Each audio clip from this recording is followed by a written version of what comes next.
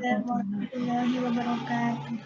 Alhamdulillahirabbil alamin. Alhamdulillahilladzi arsala rasulahu bil huda wa dinil haqqi liyudhhirahu 'ala dini kullih. Walhamdulillahilladzi allafa baina qulubina fa asbahna bi ni'matihi ikhwanan mutahabbin. Asyhadu an la ilaha illallah wahdahu la syarika lah wa asyhadu anna sayyidana wa habibana wa maulana Muhammadan abduhu wa rasuluhu la nabiyya ba'dah. Allahumma shalli wa sallim ala sayyidina wa habibina wa maulana Muhammad wa ala alihi wa ashabihi wa man sara ala dinihi ila yaumiddin. Amma ba'd. Alhamdulillahirabbil alamin. Kembali mengingatkan diri saya dan juga kita semuanya untuk tidak bosan mensyukuri nikmat Allah Subhanahu wa taala. Apalagi Allah masih menjaga nikmat yang paling besar dalam hidup kita yang akan kita bawa di akhirat nanti, yaitu nikmat iman wal Islam. Tiga nikmat yang tidak kalah kita syukuri. Nikmat kesehatan. Pada sehat semua ya, Mbak Ibu? Alhamdulillah. Ya.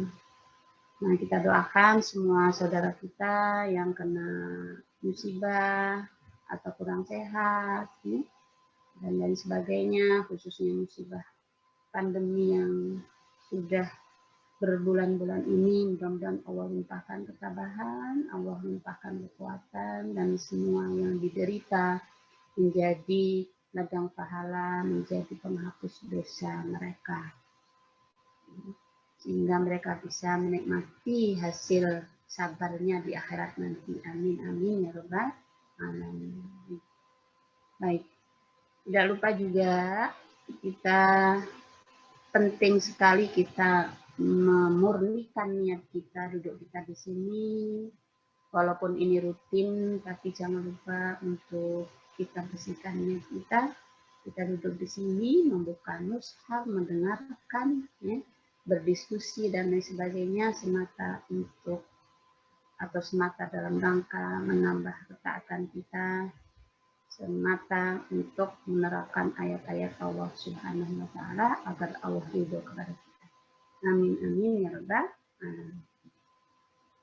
Baik, ibu-ibu dan mbak-mbak semua yang dirahmati oleh Allah Subhanahu wa taala. Ya. Bulan lalu kita sudah memulai kajian atau tadabbur surah An-Nazi'at bagian 1. Ya. Baik, mohon izin Mbak Hermin untuk saya share screen ya. Ya, tafadhal Ustazah.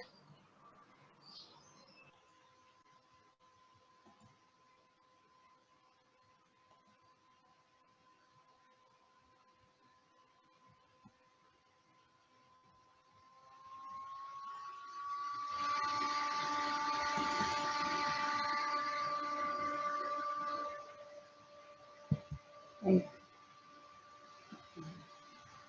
Nah, kita ulang sebentar saja, hanya kita ingatkan kembali saja sebagaimana yang kita lakukan setiap kajian surah. Kita akan membahas gambaran umum, kemudian sebab turun jika ada, kemudian kandungannya, kemudian pelajaran-pelajaran yang perlu kita petik dari ayat-ayat tersebut. Ini kemarin sudah gambaran umum, ini kemarin ya Ibu. An-Nazi'at artinya mereka pendapat nyawa, nomor suratnya, golongan suratnya, jumlah ayatnya, ini isinya ya. Nah, kandungannya ada 4 poin. Walaupun sebagian ulama menggolongkan atau menggolongkan 3 atau menulisnya 3 ya. Nah, kita kemarin baru yang bagian pertama ini Mbak Hermin ya kalau nggak salah ya. Baru bagian pertama. Berarti masih ada 3 poin lagi. Wallahu alam nanti selesai atau enggak ya Mbak Hermin ya. Baik. Kita usahakan semoga selesai, tapi kalau tidak selesai ya mohon dimaklumi. Langsung saya masuk ke, karena ini slide-nya panjang ya, saya cancel dulu.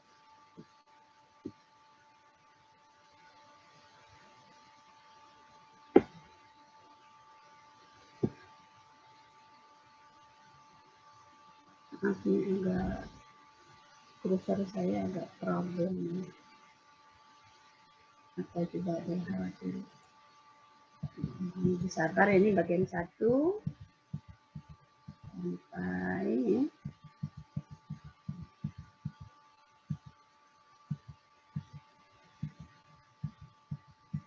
ya bagian 2. Bismillahirrahmanirrahim. Bagian kedua. Ini sebagaimana kita tahu bagian 1 ini ada beberapa pelajaran yang sangat menarik di bagian 1. Ya, bahwa Allah bersumpah terhadap ciptaannya, yaitu malaikat pencabut nyawa dengan kasar dan malaikat pencabut nyawa dengan lembut. Ya. Nah, tentunya kita harus menjadi bahan renungan kita nih. Mudah-mudahan kita dipertemukan oleh Allah dengan pencabut nyawa yang lembut, gitu. Ya. Kemudian yang sangat penting ya untuk kita renungkan ya, betapa hari kiamat itu sudah menjadi kepastian dan harus kita imani. Nah, ini sangat erat hubungannya dengan ngapain sih kita di dunia ini, gitu. Ya. Ini sangat penting. Kalau seseorang tidak mengimani hari kebangkitan, nah ini yang ketiga atau poin bagian pertama, ya, maka ya sangat sia-sia hidupnya selama di dunia ini. Padahal di dunia hanya sementara, yang abadi di akhirat. Nah, ini poin penting di bagian pertama. Namun demikian ternyata banyak loh orang yang menyesal di hari akhir nanti. Karena apa? Karena mereka tidak mau mengimani hari kiamat, hari kebangkitan yang sudah dikabarkan jauh-jauh hari dengan bukti-buktinya oleh Rasulullah Shallallahu Alaihi Wasallam.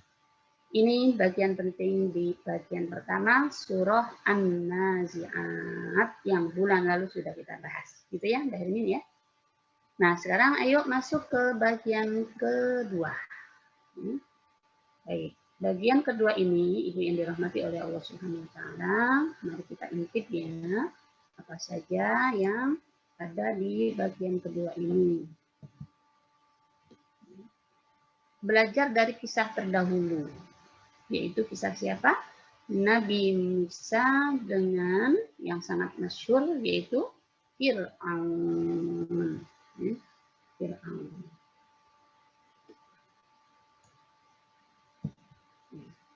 Ayat berikut, ya, kemarin sampai ayat 14 ya Mbak ya. Nah, sekarang ayat berikutnya adalah ayat ke-15. A'udzubillahi minasyaitonirrajim. Hal ataka hadisu Musa. Mohon dibaca terjemahnya. Apakah telah datang kepada engkau tentang kisah Nabi Musa? Iya. Nah, ini. Nabi Musa, Ibu yang dirahmati oleh Allah Subhanahu wa Ta'ala, adalah salah satu di antara nabi yang sangat sering disebut oleh Allah Subhanahu wa Ta'ala dalam Al-Qur'an. Tentunya setelah Rasulullah Shallallahu Alaihi Wasallam. Ya, mulai di juz Ammah, ya, termasuk di sini ada beberapa kali. Bahkan ada yang menghitung, ya, ada yang menghitung itu kurang lebih sampai, kalau hitungan kadang-kadang beda-beda ya, sampai 136 kali. Kemudian berikutnya, jumlah berikutnya sering disebut adalah Nabi Ibrahim. Berikutnya Nabiullah Yusuf. Nah, di antara penjelasan beberapa alim ulama yang paham tentang, yang memahami tentang ayat-ayat Allah, kenapa sih Nabi Musa sering disebut termasuk juga di surah ini? Di antaranya adalah ya, Nabi Musa termasuk ulul azmi. Ulul azmi. Ulul azmi. Ulu itu yang memiliki azm, itu tekad yang kuat. Tekad yang kuat untuk apa? Untuk menegakkan nilai-nilai ajaran Allah di muka bumi. Yang kedua, kata penjelasan ulama, Nabi Musa itu dari sisi penderitaannya, dari sisi suka dukanya berdakwah, dari sisi karakter kebandelannya umatnya, ya, dan juga tantangannya itu ya, mirip-mirip atau tidak jauh dengan yang dihadapi oleh Rasulullah Shallallahu Alaihi Wasallam. Gitu.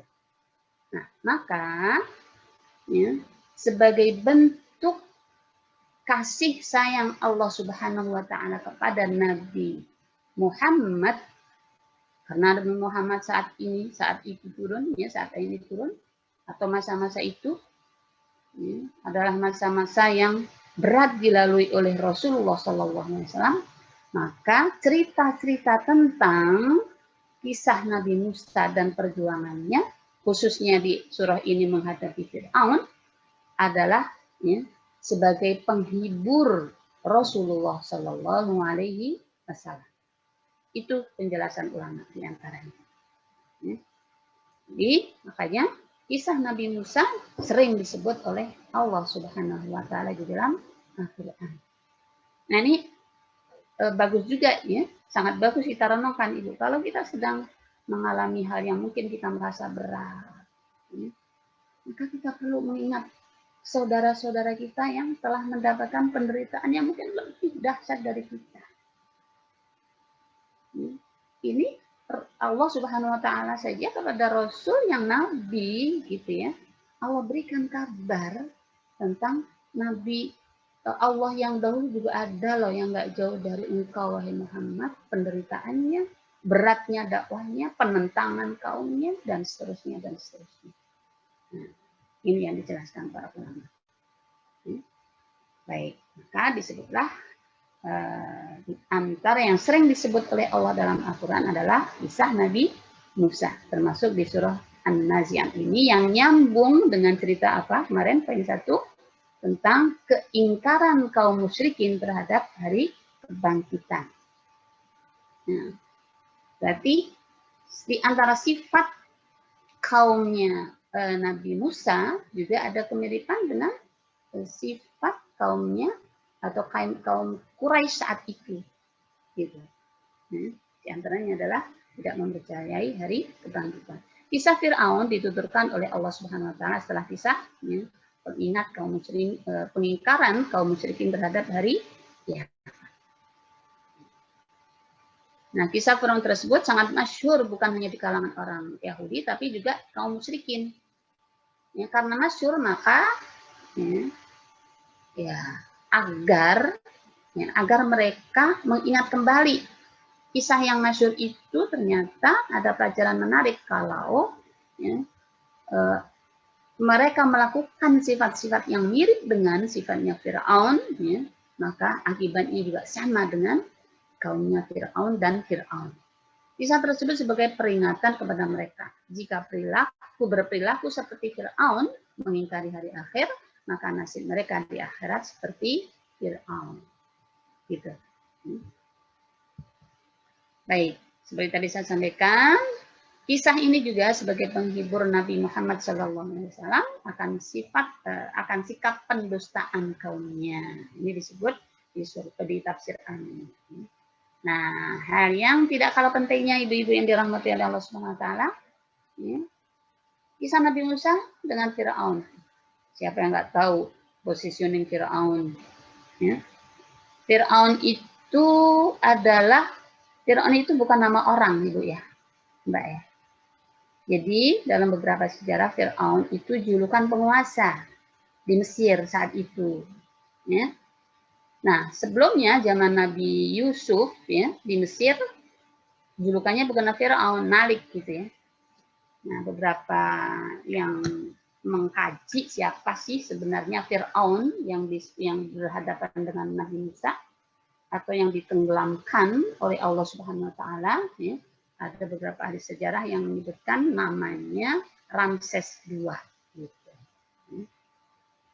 Intinya adalah penguasa yang zalim. Nah, ini adanya perhelatan antara rezim kezaliman dengan risalah kebenaran. Jadi ini sudah sebuah sunnah dakwah, tabiat dakwah, bahwa setiap kebenaran ya tidak senantiasa aman seperti jalan yang tanpa hambatan.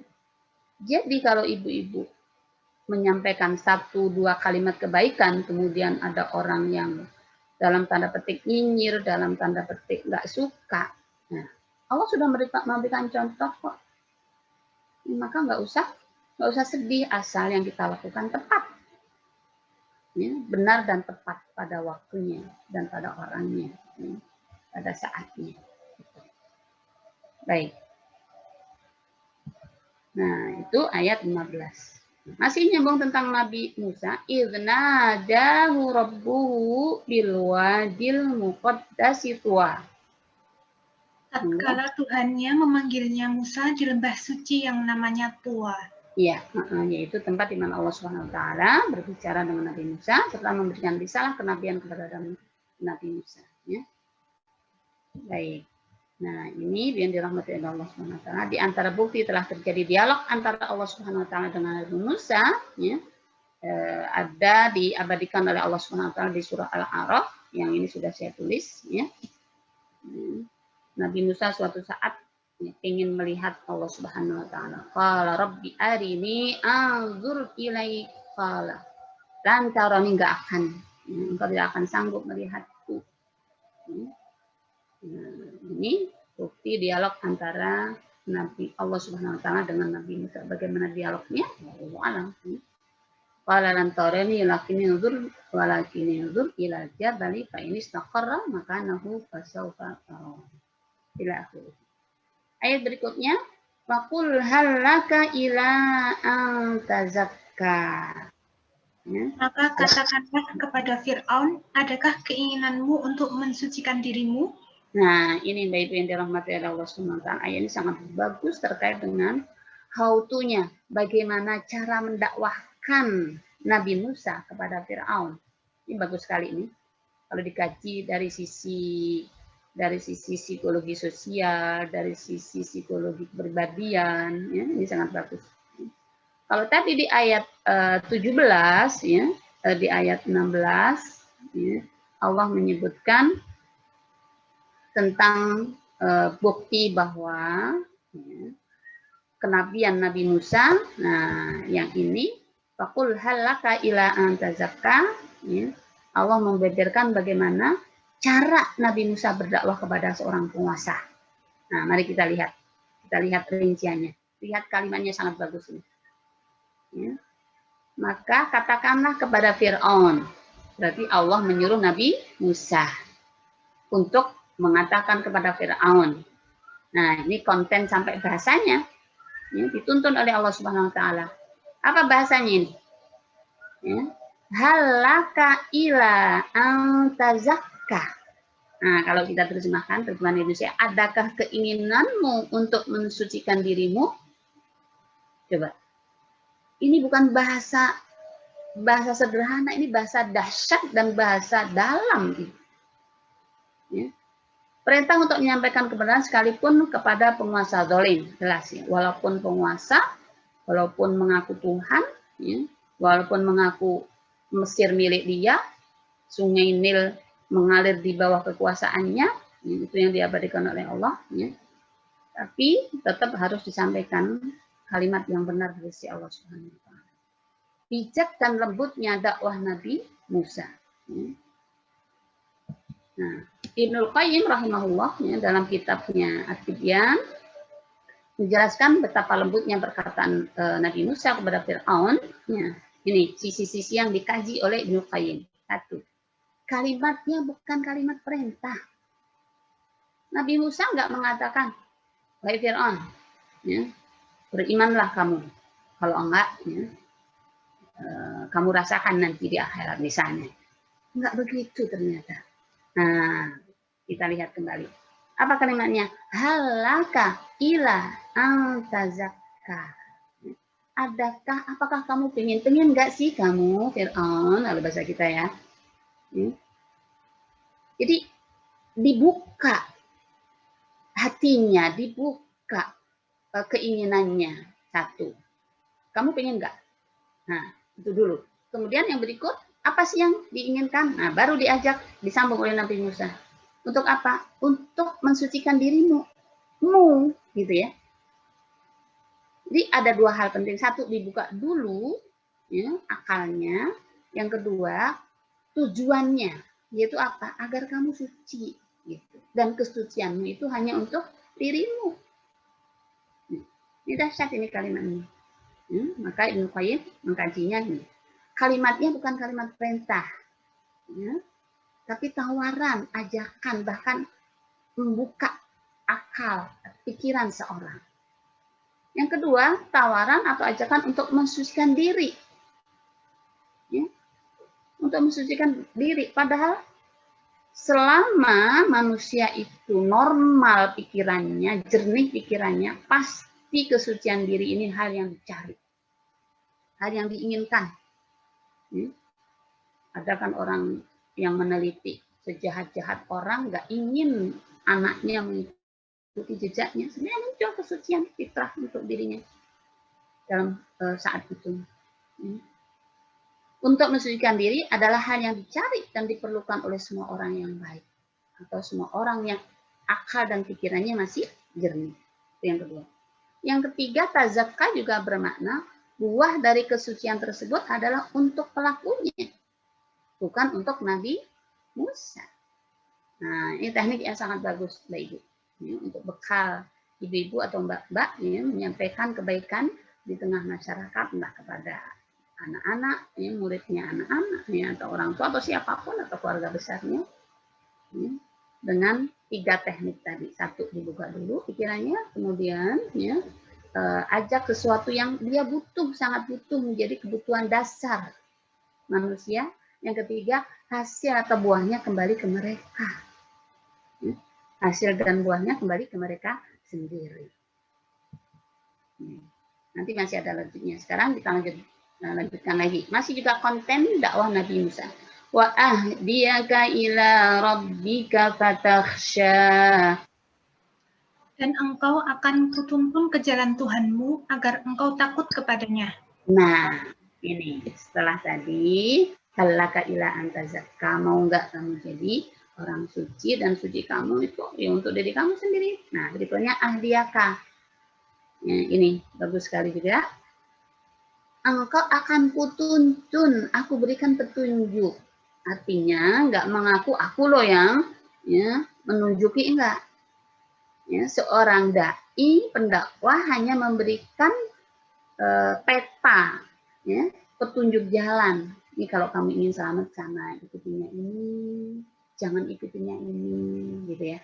Nah, wa ahdiyaka, memberikan petunjuk agar engkau takut kepadanya. Wa ahdiyaka ila rabbika, takutnya kepada siapa? Petunjuknya kepada siapa? Ila rabbika, kepada Tuhanmu. Nah, ini kalimatnya bagus ya, Mbak. Ila rabbika, tidak hanya ila rabbi, nggak hanya ke Tuhanku. Tapi sebenarnya kamu itu yang menciptakan adalah Tuhan kamu. Makanya nggak pantas kalau kamu ngaku Tuhan. Ila rabbika, kepada Tuhan. Fatakhsha. Nah, maka ya, kalau engkau bisa mengikuti petunjuk itu, ya, engkau menjadi orang yang takut kepada Allah Subhanahu wa taala. Nih ya, makanya pentingnya mencari petunjuk ya, dan mengajak orang lain untuk menggapai hidayah. Fungsi pendakwah hanyalah menuntun, bukan menjamin adanya hidayah. Nah, sekaligus bukti bijaknya dakwah Nabi Musa menurut Ibnu Qayyim. Yang keempat, Nabi Musa siap menuntun Fir'aun untuk menggapai hidayah Allah. Ya. Wa ahdiyaka ila rabbika fatakhsha. Nah, ini masih nyambung tadi yang 3 kan? Ini yang keempat. Nah, yang keempat, agar engkau takut kepadanya, kepada Allah Subhanahu wa taala. Kenapa? Nah, ini ungkapan dari Ibu ya. Di anna man arafallah khafahu wa man lam ya'rifhu lam yakhifhu. Ya. Karena orang yang tidak kenal dengan Allah, maka tidak akan ada rasa takut akan siksa Allah Subhanahu wa taala. Kenapa Fir'aun ngaku Tuhan? Dia karena dia nggak kenal dengan Allah. Nah, berarti orang-orang yang minim rasa takutnya kepada Allah sangat mungkin di antara sebab utamanya karena mereka kurang begitu kenal dengan Allah Subhanahu wa Ta'ala. Karena sifat-sifatnya, bagaimana siksanya, bagaimana nerakanya, bagaimana sifat rahman rahimnya Allah, bagaimana Allah Ghafur Rahim, ya, dan seterusnya.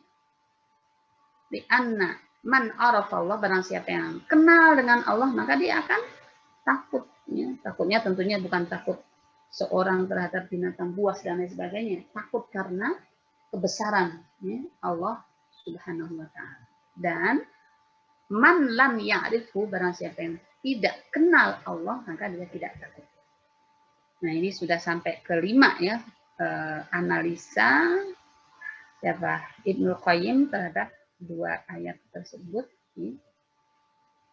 Dahsyatnya atau 5 poin yang beliau kaji di kalimat Nabi Musa, ya, tentunya dari Allah Subhanahu wa Ta'ala, yang diabadikan oleh Allah Subhanahu wa Ta'ala.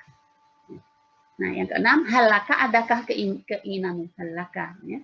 Seakan-akan Nabi Musa berkata, Fir'aun, silahkan engkau menuju kepada kemaslahatanmu dan pemenuhan hajatmu. Ya, sungguhnya aku hanyalah penunjuk jalan. Ini ada 6 poin menurut beliau, hal yang sangat bagus, menarik menurut beliau, dan 6 poin. Nah, setelah didakwai secara lisan, ya, nggak cukup secara lisan, atau diperkuat juga fa'arahul ayatal kubra. Lalu Musa menampakkan kepadanya mukjizat yang besar. Iya. Nah, ini Ibu. Didakwai dengan lisan juga belum masuk, belum mempan. Maka ini saking sayangnya Allah Subhanahu wa Ta'ala kepada hambanya, Ibu, ya. Saking rahman rahimnya Allah terhadap hambanya, ya, sudah Allah berikan jalan, wasilah, sarana lewat perkataan Nabi Musa, masih juga, ya, belum bergerak hatinya. Maka, ya, Allah berikan mukjizat berikutnya. Allah berikan hal yang bisa melemahkan. Mukjizat itu artinya yang bisa melemahkan. Melemahkan apa? Melemahkan apa yang mereka banggakan. Itu. Makanya mukjizat pada setiap nabi itu sangat pas dengan apa yang dibanggakan saat itu. Contoh nih, Nabi Musa. Ya, di antara mukjizat besarnya adalah, ya, tongkatnya berubah menjadi ular. Karena apa? Karena saat itu yang dibanggakan, khususnya Fir'aun, yang paling dibanggakan adalah ahli sihirnya, tukang sihirnya. Nah, maka disebut mukjizat. Yang artinya apa? Hal yang bisa melemahkan apa yang dia banggakan. Ya. Nah, dengan harapan apa? Dengan harapan agar hatinya berpikir ulang. Ini yang sudah aku banggakan saja masih kalah. Gitu ya.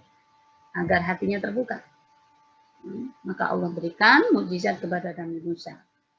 Ta'arahul ayatul kubra. Ya. Ayatul kubra, mukjizat yang besar ini ada beberapa pendapat. Ada yang mengatakan berubahnya tongkat Nabi Musa menjadi ular atau tangan Nabi Musa yang bisa bercahaya. Nah, ini ada tersebut ya, di sebuah ayat, wa dakhil yadaka fi jaybika takhruj bayda min ghairi su'in fi tisi ayatin ila fir'auna qaumi. Ya.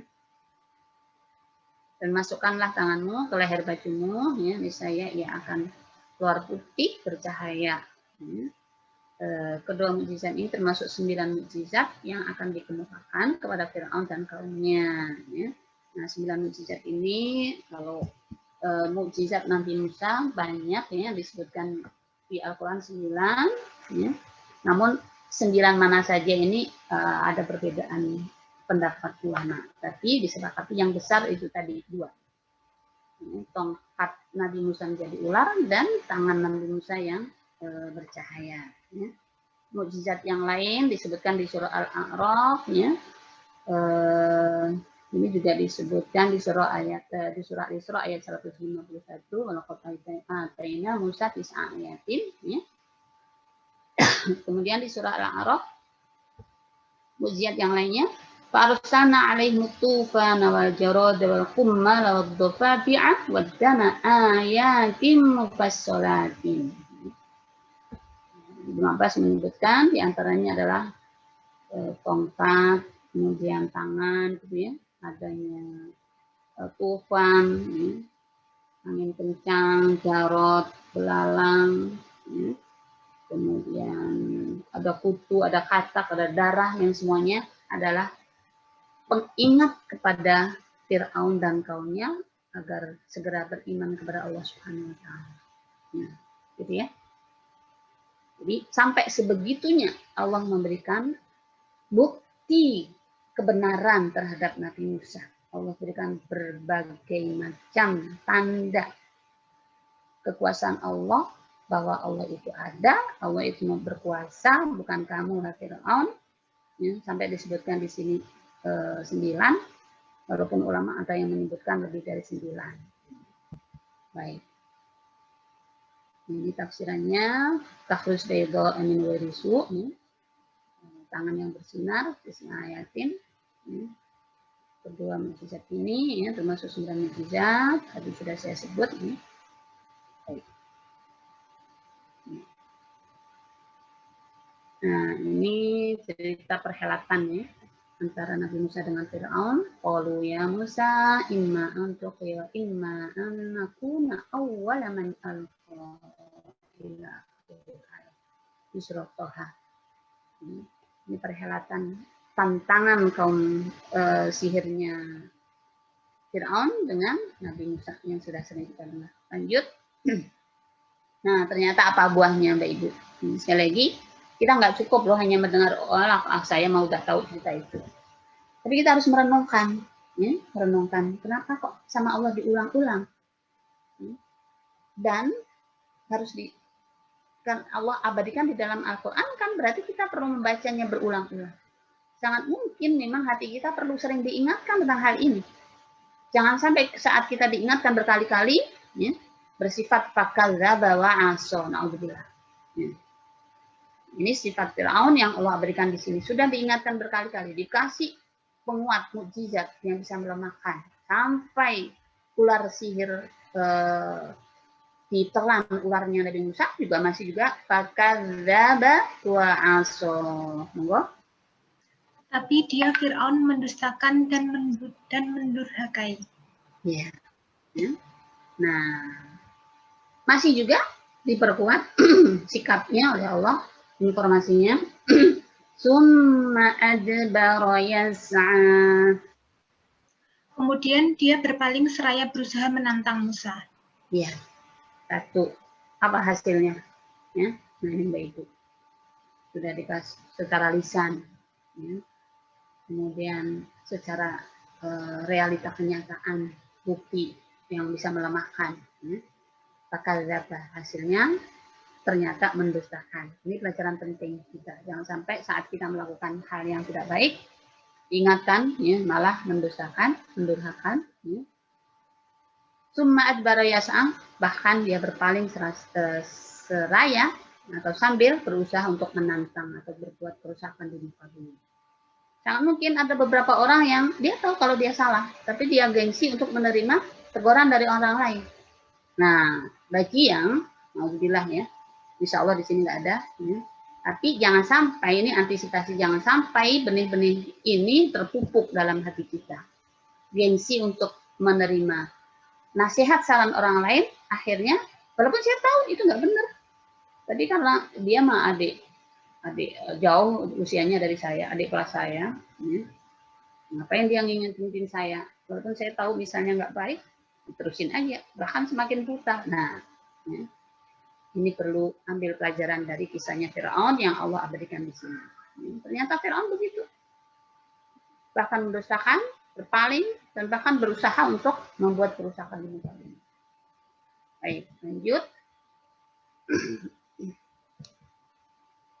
Ya. Fahasyara fanada. Nah, ini ternyata sikap Fir'aun. Fahasyara fanada. Kemudian dia mengumpulkan pembesar-pembesarnya, lalu berseru memanggil kaumnya. Faqala ana rabbukumul a'la. Seraya berkata, akulah Tuhanmu yang paling tinggi. Fa'akhadhahu Allahu nakalal akhirati wal ula. Maka Allah menghukum Fir'aun dengan siksaan yang terakhir dan siksaan yang pertama. Ini Allah ceritakan bagaimana bentuk bentuk penolakan ya, penolakan Fir'aun, ingkarnya Fir'aun terhadap Nabi Musa, fahasyara fanada, kemudian dia mengumpulkan pembesar-pembesarnya. Ya. Faqala ana rabbukumul a'la, bahkan ini puncaknya Bapak Ibu ya, puncak kesombongan Fir'aun, dia mengaku Tuhan yang paling tinggi. Nah, akibat dari itu fa'akhadahullahu nakalal akhirati wal ula, maka Allah hukum Fir'aun. Ingat ya, Allah hukum Fir'aun dengan siksaan terakhir dan siksaan yang pertama. Nah, sekarang mari kita lihat apa sih yang dimaksud dengan siksaan terakhir dan siksaan yang pertama ya.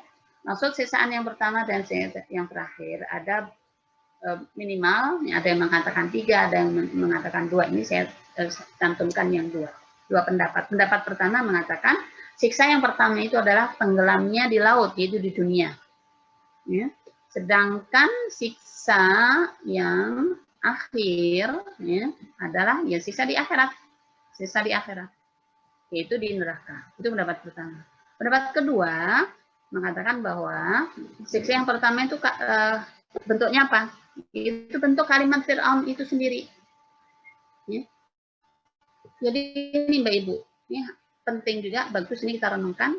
Jadi kalimat jahat itu juga bentuk siksaan loh. Nih, ya. Fir'aun mengatakan ma'alimtu lakum min ilahin wairi, diabadikan oleh Allah. Aku nggak melihat di antara kalian Tuhan selain diriku, kata Fir'aun. Nah, ini siksa pertama. Ternyata dikuatkan lagi kalimat dia dengan kalimat ana rabbukumul a'la, yang artinya ya, saya adalah Tuhan kamu yang paling tinggi. Ya. Jadi kalimat-kalimat jahat itu adalah bentuk siksaan jika tidak segera ditaubatin oleh pelakunya. Ini penafsiran yang kedua, pendapat yang kedua. Ya.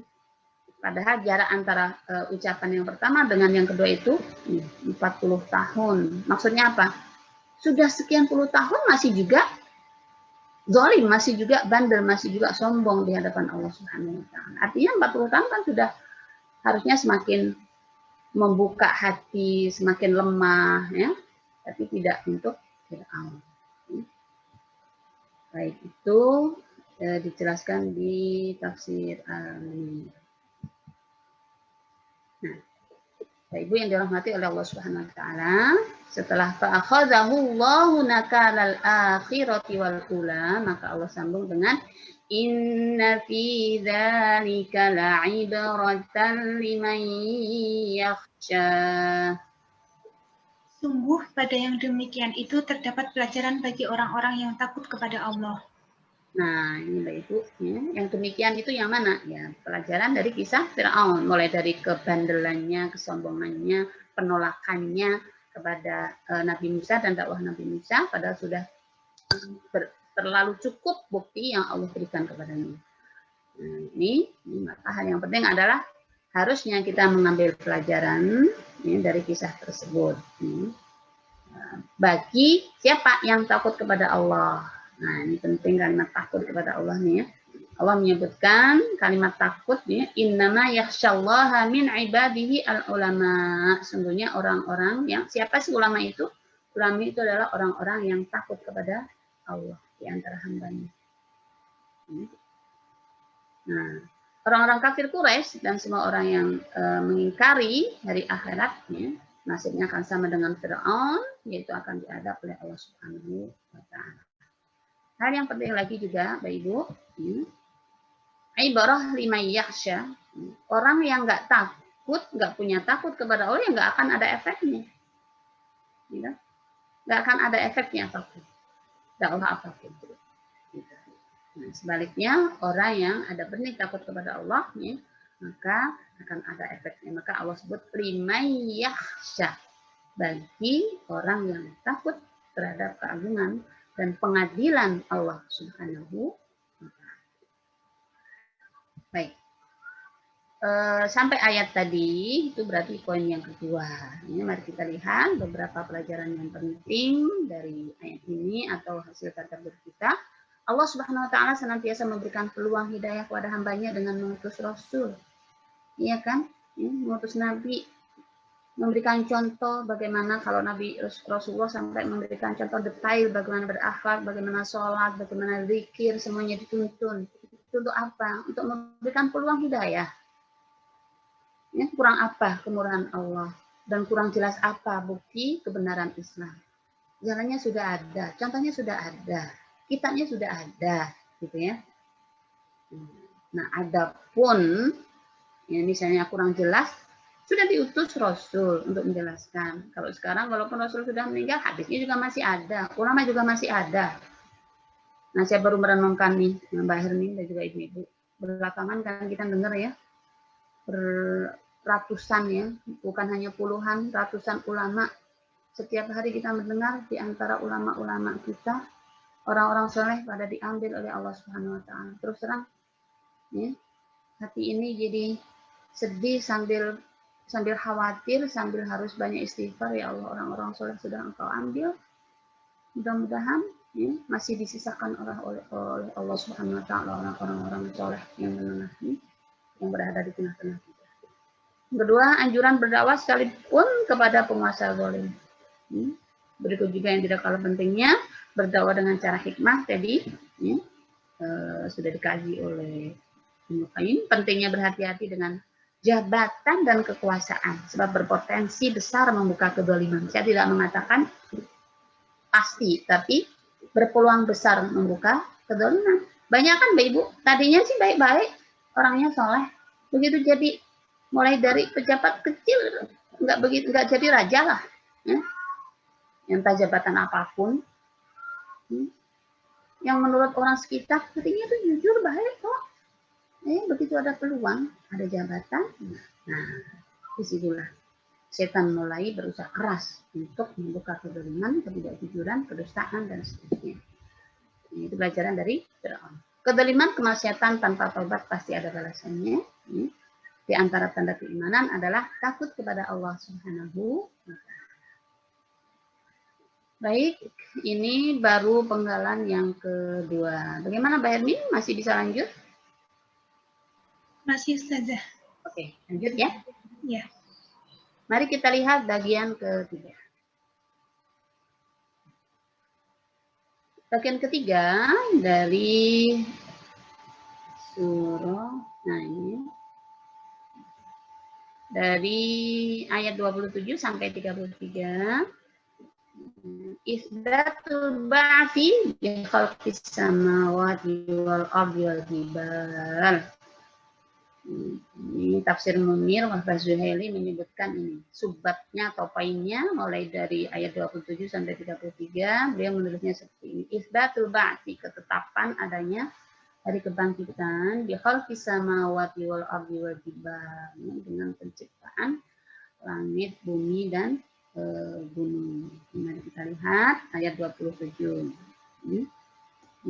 A'antum asyaddu khalqan amis sama' banaha. Apakah penciptaan kalian yang lebih hebat ataukah langit yang telah dibangunnya? Ya. Rafa'a samkaha fasawwaha. Dia telah meninggikan bangunannya lalu menyempurnakannya. Baik, ya.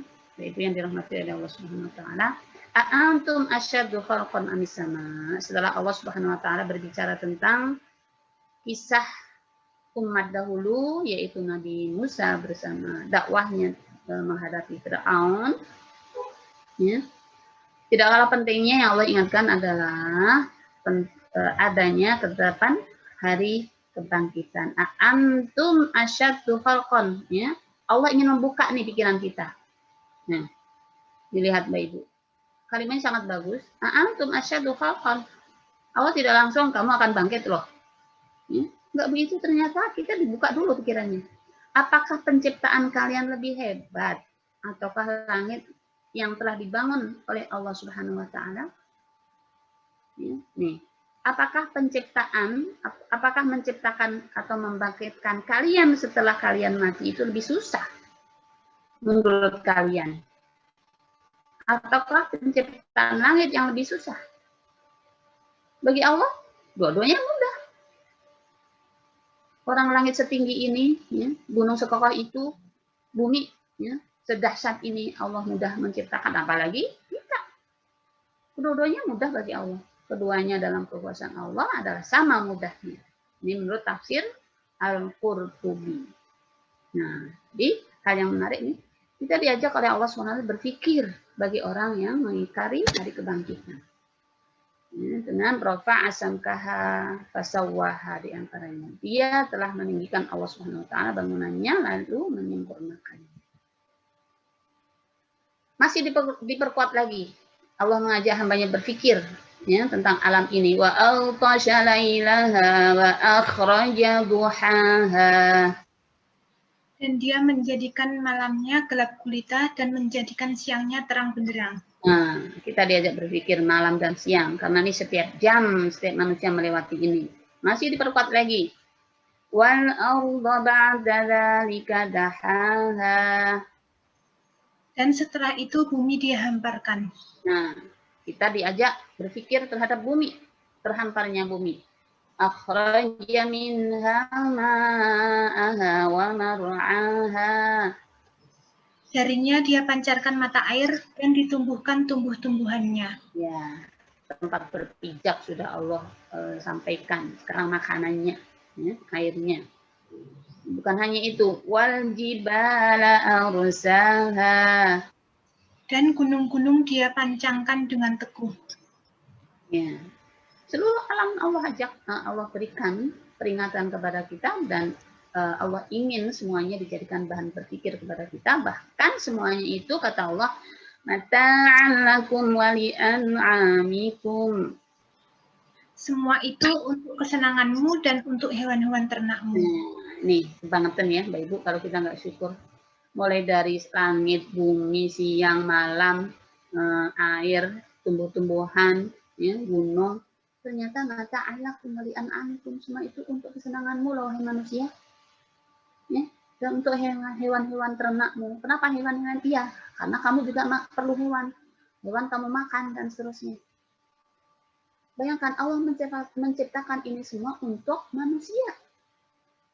Ya, ternyata masih ada manusia yang tidak merespon ajakan keimanan kepada Allah Subhanahu wa Ta'ala. Nah, ini bagian yang kedua. Intinya, bagian yang kedua ini, bagian yang ketiga ini adalah ketetapan, kepastian hari kebangkitan. Ya. Buktinya apa? Ya Allah gampanglah menciptakan sekian makhluknya, mulai dari gunung, langit, siang, malam, bumi. Bisa Allah ciptakan, bahkan ini untuk kenikmatan manusia, apalagi ya, hanya untuk membangkitkan manusia, sangat mudah bagi Allah Subhanahu wa Ta'ala. Maka jangan sampai ada keraguan bahwa suatu saat nanti kita akan dibangkitkan oleh Allah Subhanahu wa Ta'ala. Baik, bagian keempat terakhir ya. Jaza fariqai an-nas fil akhirah. Balasan dua golongan manusia di akhirat mulai dari ayat 34 sampai ayat terakhir ya. Nah, ini subtema berikutnya yang dirahmati oleh Allah Subhanahu wa Ta'ala. Fa idza ja'atil tammatul kubra. Maka apabila malapetaka besar telah datang. Ya. Nah, kita lihat apa sih malapetaka yang besar. Yauma yatadzakkarul insanu ma sa'a. Yaitu pada hari ketika manusia teringat akan apa yang telah dia kerjakan. Ya. Ya. Faidah ja'atit tammatul kubra. Ya, tadi kan judulnya dua golongan. Kapan itu? Di akhirat nanti. Diawali dengan apa? Tammatul kubra. Apa itu tammatul kubra? Malapetaka besar. Apa itu malapetaka besar? Yaitu hari kiamat. Bagaimana kondisinya? Yauma yatadzakkarul insanu ma sa'a, yaitu pada hari ketika manusia teringat akan apa yang telah dia kerjakan. Nah, coba Bapak Ibu kalau saya tanya sekarang ya. Nggak usah dijawab, tapi jawab dalam hati. Kira-kira berapa orang ya, kita pernah menghibah nggak? Ngerasain orang, gibahin orang, gosip orang. Nah, sangat mungkin dijawab ya gitu ya. Kalau saya tanya kira-kira berapa puluh orang? Ingat nggak? Nggak ingat kan? Pernah menyakiti berapa orang? Nggak ingat kan? Sekarang nggak ingat, tapi besok jangan kira nggak ingat. Semuanya kita ingat. Allah buka ingatan kita. Ya, sekarang sangat mungkin ya, orang penguasa membunuh sekian puluh ribu orang, jumlahnya nggak hafal. Dikerjakannya tahun berapa nggak ingat. Ya, seperti tadi saya contohkan, ya, Mbak Ibu, kalau ada yang pernah gosip tahun kapan, berapa, dengan siapa, sangat mungkin udah pernah lupa. Walaupun sangat mungkin yang digibain kalau tahu ingat gitu ya. Nah, tapi jangan kira besok di hari akhir, ya, yauma yatadzakkarul insanu ma sa'a, yaitu pada hari ketika manusia teringat akan apa yang telah dia kerjakan. Pada hari tersebut seluruh umat manusia akan mengingat seluruh perbuatan yang ia kerjakan selama di dunia. Allah mengingatkan di surah Al-Mujadilah, ahsahullahu wa nasuh. Allah menghitungnya seluruh amal perbuatan itu, meskipun mereka telah melupakannya. Waburrizatil jahimu liman yara. Dan neraka diperlihatkan dengan jelas kepada setiap orang yang melihat. Nah, ini itu Masya Allah ya. Nah, siapa yang melihatnya? Neraka diperlihatkan dengan jelas kepada setiap orang yang melihat. Ada dua pendapat Bapak Ibu di sini. Ada yang mengatakan yang melihat hanya orang kafir yang tidak beriman. Ya. Tentunya melihatnya tidak hanya melihat. Melihatnya adalah bentuk siksaan dan penghinaan dan azab dari Allah Subhanahu Wa Taala. Melihat saja udah serem. Dan itu tempatmu besok loh gitu. Ya, itu pendapat pertama, yang melihat hanya orang yang akan menghuninya. Pendapat kedua, ya, setiap orang termasuk orang mukmin juga melihat besok neraka. Hanya saja ditampakkannya kepada orang mukmin beda dengan ditampakkannya kepada orang kafir. Kalau ditampakkannya kepada orang kafir, ya, tentunya menambah dahsyatnya kehinaan, dahsyatnya siksaan. Walaupun melihat itu sudah siksaan itu. Nah, kalau kepada orang mukmin, maka diperlihatkannya tidak dalam makna menyiksa, tapi semakin mensyukuri kenikmatan yang Allah berikan di surga. Itu sudah Allah berikan kemudahan, tuh orang di neraka kayak gitu, ya. Bentuknya neraka kayak gitu. Jadi semakin menambah syukur orang-orang calon penghuni atau penghuni surga. Ada beberapa di antara dahsyatnya informasi tentang neraka, ya. Yu'ta bi jahannam, ya, yauma idzin laha sab'una alfa zimamin. Ma'kulli zimamin sab'una alfa malakin yajurrunahu. Jahannam akan didatangkan pada hari itu dan dia mempunyai 70 kali kekang, ya, 70 tali kekang. Dan setiap tali, ya, itu ditarik oleh 70.000 malaikat. Coba Mbak Ibu, 70.000 kali 70 berapa itu? Kalau nggak salah hitungannya sekitar 4.900.000.000 ya. Nah, bayang nggak kalau petugas malaikat saja segitu jumlahnya, berarti sangat dahsyat, betapa sangat dahsyatnya jahanam itu, sangat gedenya jahanam. Maka di surah Qaf disebut, Allah menyebutkan, ya, apakah kamu sudah penuh hai jahanam? Masih ada ya Allah, masih ada. Yauma naqulu li jahannama halim talati wa taqulu hal min mazid. Ingat pada hari nanti, ya, kami Allah, ya, bertanya kepada jahanam, apakah kamu sudah penuh hai jahanam? Maka jahanam menjawab, hal min mazid, kata jahanam, masih ada tambahan ya Rabb, masih luas, masih lega, ya. Dari sisi gedenya maksudnya. Tapi jangan kira besok penghuninya juga semakin gede. Artinya tetap saja menyiksakan orang-orang yang disiksa oleh Allah Subhanahu wa taala di Jahannam tersebut. Sebagian ahli tafsir mengatakan bahwasanya yang melihat neraka Jahannam nanti hanya orang kafir. Tapi pendapat lain mengatakan ini bahwasanya orang yang beriman juga melihat neraka Jahannam, tapi bukan pandangan Allah. Nah, setelah itu, setelah Allah berikan berita tentang suasana, cuplikan suasana di antara suasana di akhirat, maka Allah berikan informasi. Maka kalian tinggal pilih nih, kalian termasuk golongan mana, gitu ya. Maka Allah sambung dengan fa'amman tagha. Maka adapun orang yang melampaui batas Wa atharal hayatad dunya. Dan lebih mengutamakan kehidupan di dunia daripada kehidupan di akhirat. Ya, nanti ada balasannya. Ya, makanya Mbak Ibu ya, ini. Ada beberapa ciri orang yang nanti akan diberikan balasan di neraka. Apa cirinya? Togho, melampaui batas. Nah, syariat Islam ini kan batas ya Mbak Ibu. Din kita ini ada batas. Tidak lain batas itu ada aturan. Aturan itu kan batas ya.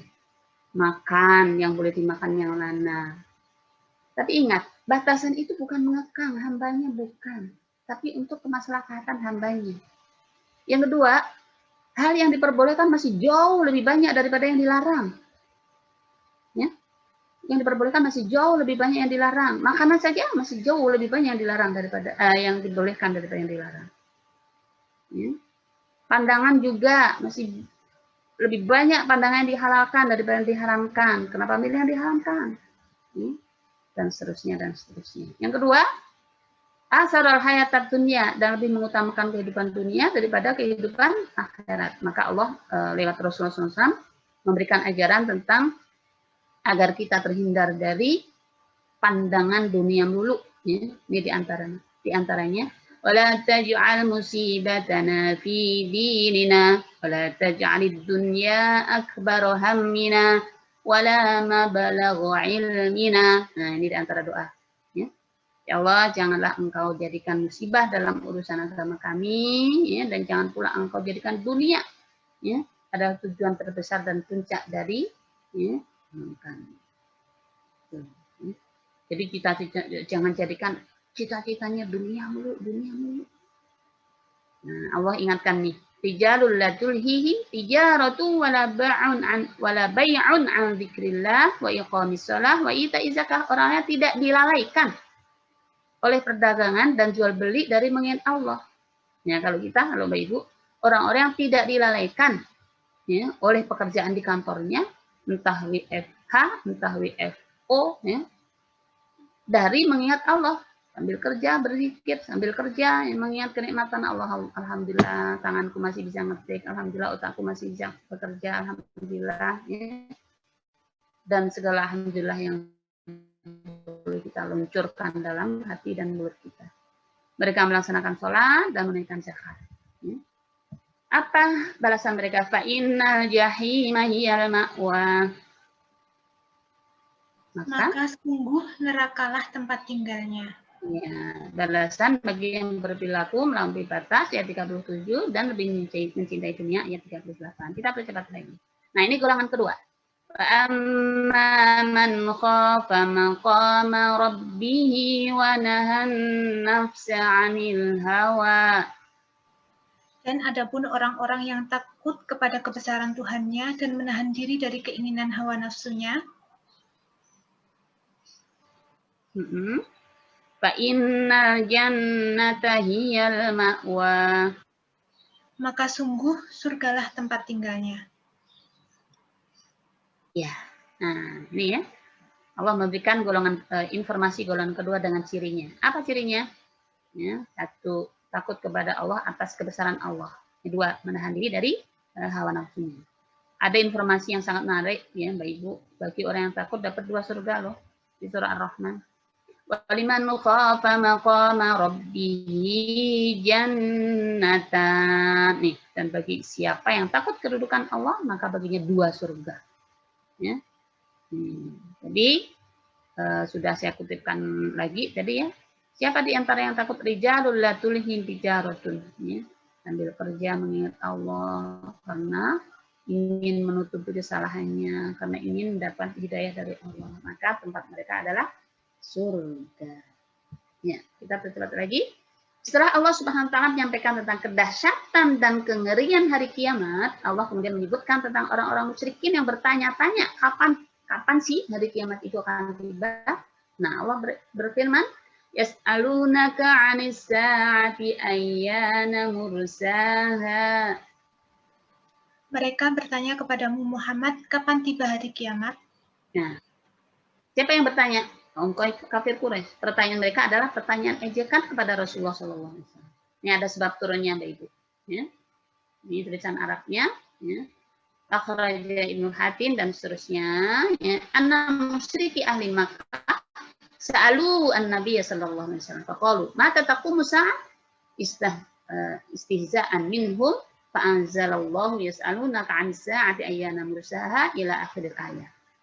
Kaum musyrikin maka bertanya kepada Rasulullah SAW tentang hari kiamat sebagai ejekan terhadap Rasul. Maka turunlah yas'alunaka 'anis sa'ati ayyana mursaha.